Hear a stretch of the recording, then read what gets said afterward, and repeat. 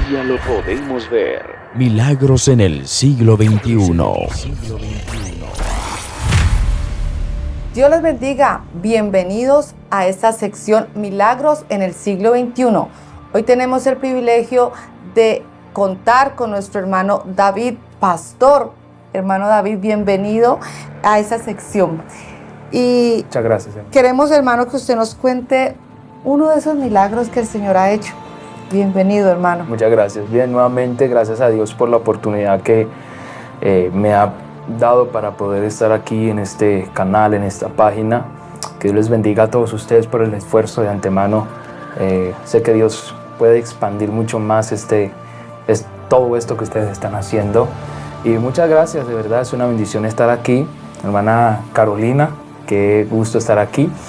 Pues vamos a hablar entonces de milagros. Yo creo que el milagro más impactante que ha acontecido en mi vida fue cuando iba a nacer. Normalmente para la alegría del hogar siempre llega es cuando viene un bebé, ¿no? Esa es la alegría del hogar, la alegría de la familia, no solo de los padres, incluso hasta los abuelos y todo. Cambia totalmente. Bueno, mis padres estaban en esa ilusión de tener un bebé, iba a venir un niño para el hogar, y en el momento del parto se complicaron las cosas. Resulta, pues, hablando con mi mamá hace algunos días exactamente de esto, me decía que creo que ya dio una respiración mal, como que eso lleva un ritmo o algo, y pues se complicó porque yo por dentro, no, en vez de estar saliendo, estaba entrando. Entonces estaba encaramándomele a ella. Entonces, pues los doctores, al ver esta situación, en ese tiempo, agarraron una especie de pinzas, de forzas, no sé, en ese tiempo que usaban, y lo metieron pues para sacar ese bebé, y lamentablemente pues hirieron su cabeza y causaron un trauma. Le dio derrame cerebral a ese niño, rompieron su cabeza, entró sangre al cerebro, bueno, etcétera, como ya sabemos eso. Entonces, inmediatamente pues el niño prácticamente casi muerto, lo sacaron de allí y empezaron a tapar esa cirugía, extraer la sangre y todo ese asunto. Ok, listo. Eso quedó así. Número uno, los doctores le dijeron a mi madre que era imposible que un niño con esa cirugía o con todos estos términos pues siguiese vivo o quedase con algunas dificultades después de la cirugía.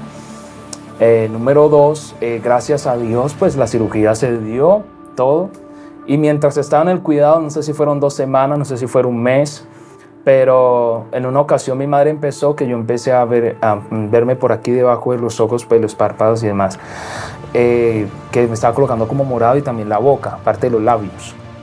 Entonces mi mamá, pues en ese entonces mi mamá estaba hospitalizada, yo también, y estaba mi abuela en ese momento cuidando a mi mamá. Entonces mi abuela, mi mamá, porque tenía mucho miedo de agarrarme los brazos, recién operadito, lógico, me agarran los brazos. Inmediatamente cuando ella me agarra los brazos, ella vio que mi cabeza se fue para atrás y estaba pues muerto. Eso fue un shock total de mi madre, ver pues a su hijo en sus manos morir. Eso fue tremendo. Entonces los doctores hicieron lo que tuvieron que hacer, entubaron al niño, sí, por donde tenían que entubar, nariz, boca, y pues a ella empezó ya solamente una intervención divina tuvo que realizarse. Hubo una oración impresionante en la iglesia en ese entonces, Pastor J.M. Cardoso, mis padres, nosotros nos congregamos allí. Se le pidió a la iglesia que orara por ellos, se le pidió a la iglesia que clamara por mí. Después mi mamá le dijeron muchas cosas: déjelo ir, usted está joven. Pues mamá, la verdad, sí me tuvo joven, apenas tenía 22 añitos.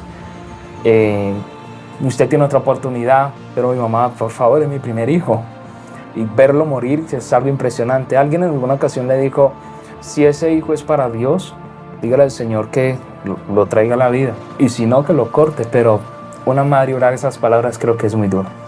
Mientras estaba en la oración, en una ocasión mi madre, pues pegada de la mano de Dios ahí en ese hospital, en esa cama, en esa clínica, junto con mi abuela, inmediatamente una doctora entró corriendo, se vino corriendo por ese hospital. ¡Hey, señora Luz Helena!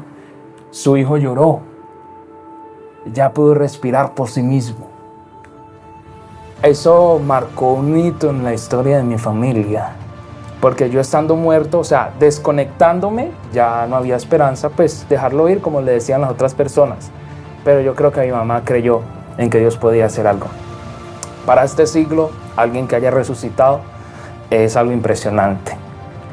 Los doctores no creían cómo, dónde, qué es. Para ellos era algo como así.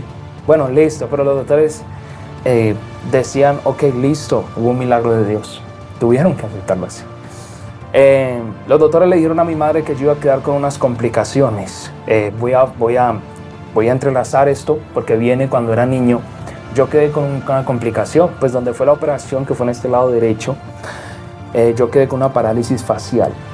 Entonces fue un milagro de resurrección pegadito de un milagro de sanidad, porque yo no estaba muy bien, los cuidados eran muy delicados siendo niño, y aparte de eso tenía una inmovilidad facial en todo el lado derecho. Entonces mi mamá empezó a llevar terapias y orando, Señor, tú tienes que completar el milagro, tú tienes que completar el milagro, tienes que completar el milagro. Y pues mi mamá me dijo que solo me llevó a 4 terapias, porque creo que a la 5ª o a la 4ª, no sé, el doctor le dijo, el niño está sano. Entonces, si hay algo que Dios hace hoy día es milagros. Aunque pues muchas veces no lo veamos constantemente, pero si Dios pudo hacer algo conmigo, si Dios pudo traerme de la muerte a mí, puede hacer muchas cosas con cualquier persona que esté escuchando esto. No sé qué tipo de milagro estés necesitando, pero si es de resurrección, Dios puede hacerlo. Amén, qué bendición. Dios es muy bueno y Dios lo hizo con un propósito. Amén.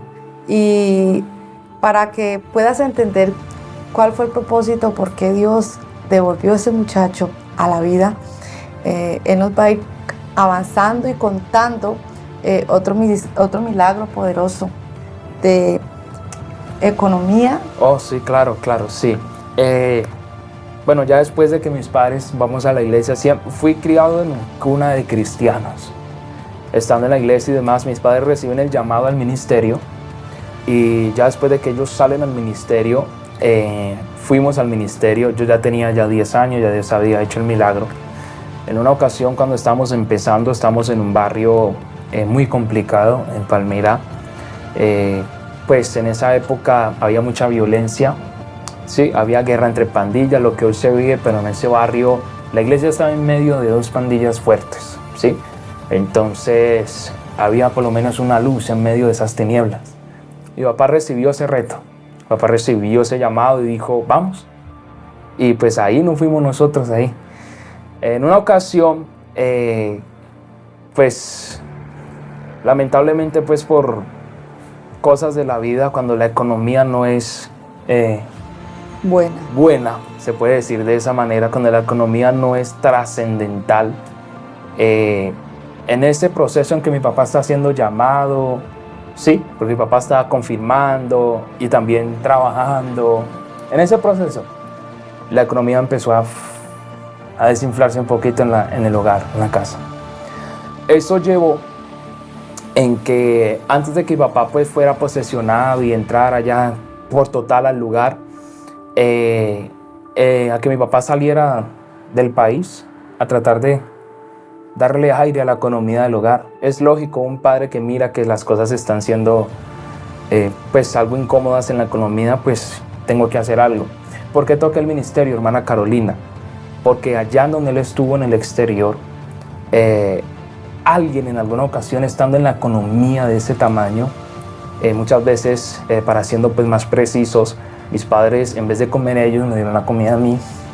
Entonces, fueron procesos muy fuertes, Ahora yo me doy cuenta, porque cuando niño, pues a usted le decía no alcanza. Cuando niño usted le decía, pues no hay.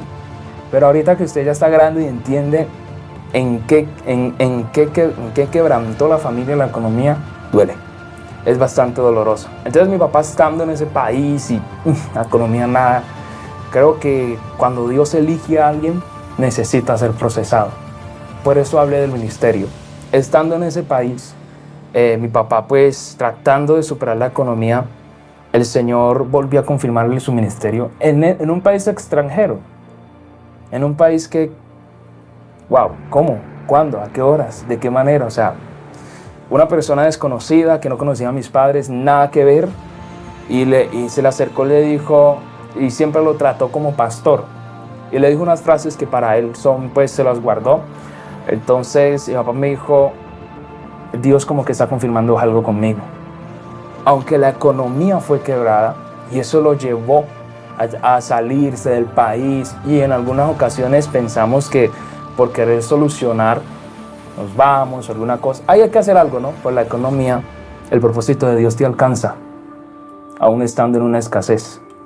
Por eso toqué el ministerio, porque allá mi papá recibe el llamamiento, y gracias a Dios, mi papá aceptó eso, aunque la economía seguía en un declive, pero eso fue como una pequeña luz en medio de todo lo que Dios tenía para nosotros hoy día. Fueron momentos, hermanos, donde pues cuando ya regresamos aquí pues al Valle, aquí a Colombia, la economía seguía ahí medio. Yo iba al colegio, los zapatos rotitos, cosas así, el uniforme ya desgastado y tenía que volverlo otra vez a usar. Pues yo mirar a los niños que cada tanto pues se volvían otra vez a comprar sus uniformes normales y todo esto, eso a mí, créame que a mí me marcó. Ya puede que yo ahorita no pueda pues, decírselo a mis padres, pero o sea, yo miraba, ahorita miro lo que pasaba. Entonces lo que Dios da hoy hay que agradecerlo muchísimo. Momentos en donde no había. Pero cuando Dios tiene un propósito, reitero, en este caso a nosotros nos tocó el ministerio pastoral, Dios como sea resuelve. La cosa es que mi papá se dejó guiar por ese Dios, ¿ya? Dios se dejó guiar por ese Dios. Dios empezó a bendecirnos porque nosotros obedecimos. Así que si usted está necesitando un milagro económico, primero está la obediencia a lo que Dios quiere para su vida. Primero está obedecerle a lo que Él realmente quiere para nosotros. Ahí está el secreto de todo. Amén, mi hermano. Qué bendición es saber que Dios nos escogió con un propósito. Amén. La economía, y de esa economía Dios sacó provecho. Ya estando en el ministerio, ya posesionados, Dios te libró una vez más de la muerte. Así es. Cuéntanos un poquito de esa historia tan impactante. Ok, sí, ya cuando Dios, pues, como usted bien lo dice, nos posesionan, ahora sí ya posesionados, ya pasa mi papá el proceso de la economía y todo esto, pero ya ahora estamos posesionados en este lugar que, como decía anteriormente, sí, era complicado en ese tiempo, para el 2008, 2007 creo que fue. Pues había guerra entre pandillas, para ser más preciso, había guerra entre pandillas, y en una ocasión estamos en la iglesia, se terminó el culto. Pues nosotros terminamos y pues fuimos a saludar a los amigos, pues los que por alguna ocasión iban a la iglesia para ir a saludarlos. No sabíamos que ese día estaban buscando a alguien para quitarle la vida, no sabíamos nada de eso. Nosotros fuimos varios niños, y fue mi papá, fue otra hermana de la iglesia, estábamos allí, bueno, etcétera. Pero resulta que pues se sentía un ambiente muy turbio en ese sector, y el que estaban buscando, hermana, estaba cerca de donde nosotros estábamos pues hablando con los muchachos o compartiendo. Como estaba cerca, pues nosotros sin darnos cuenta vimos que pasó por primera vez una moto acelerada, y eso como alertó. Pero nosotros, para la visión de nosotros es que pues como era un barrio pesado, pues es normal que se vean ese tipo de cosas, que pasen así y todo, de las motos y todo, como queriendo hacer algo. Pero la segunda vez que pasó, el hombre que iba atrás, pues, que estaba de parrillero, sacó un arma, y en donde estábamos nosotros estaba el hombre que iban a asesinar, cerca, ¿no? Entonces el hombre, pues, que sacó el arma, para mí eso me sucedió o sea, para mí fue una eternidad, pero fueron segundos. Yo todo eso lo vi como en una cámara lenta. El hombre venía así de la esquina, y él sacó su arma y apuntó hacia donde estaba, pues, el que iban a asesinar. Yo quedé en medio de ellos. O sea, estaba él, estaba yo, estaba el que iba a asesinar, estaba yo y estaba el que iban a matar. Entonces el hombre estaba apuntando y yo estaba ahí en medio. Cuando yo miro al Señor, a ese hombre, yo lo quedé viendo así, quedé en shock, no me pude mover. Y yo veía que él varias veces pues hacía así como para disparar o para hacer atentados, y no le salió ni una bala del arma que traía. Entonces, repito, cuando Dios tiene un propósito, Dios lo libra de cualquier cosa donde esté. En esa ocasión, Dios nos libró de la muerte. Digo nos porque eso afecta a la familia, papá, mamá. En ese momento yo quedé frío, congelado, helado, pero no, gracias a Dios, no pasó a mayores. Amén. Y que gracias a ustedes estar en este lugar, sí, también Dios salvó a ese muchacho. Claro, creo que se puede alinear, ¿no? Cuando Dios tiene un propósito no solo con nosotros, sino con la demás humanidad, te va a poner en lugares que necesitas, que se necesita tu presencia, que se necesita tu familia ahí. Ya cuando no solo el propósito es que lo que uno tiene que tener en cuenta es que cuando Dios tiene propósitos para nosotros, no es solo para mí, sino para afectar el núcleo que tengo alrededor. Es por eso, o sea, si somos servidores, músicos, en lo que sirvamos, hoy día pastores, evangelistas, lo que sea, no es solo para que te afecte a ti, sino para tu familia, para tus amigos, para lo que hay alrededor de ti. Hoy día, si usted se dirige a ese barrio, está totalmente cambiado. ¿Gracias a qué? A que Dios dijo, voy a plantar una grey aquí. Gracias a que Dios dijo, voy a seleccionar un hombre. Si le contara la historia de mi papá, nos alargaríamos. Pero de la nada, para colocarlo en este lugar. Entonces, es eso. Cuando Dios tiene un propósito para cambiar un ambiente, te va a usar a ti. Primero te afecta, pero es para afectar más que todo a los demás. Amén. Qué bendición tener un Dios tan maravilloso, sí, como el que tenemos. Y tenemos a nuestro pastor que tiene las secuelas de que su testimonio es un testimonio vivo. En su parte tiene la cicatriz donde muestra que le hicieron un procedimiento de niño. Párese, pastor, para que muestre, no tiene ninguna afección, se puede parar. Gracias a Dios. Muévase. Ah, no, lógico. Mire lo que Dios Podemos hace. alabar a Dios con libertad. Amén.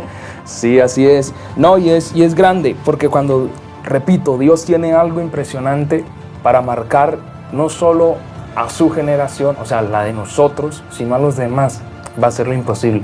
Amén. No podía caminar, no podía hacer muchas cosas, no. Y hasta futbolista quiso llegar a ser.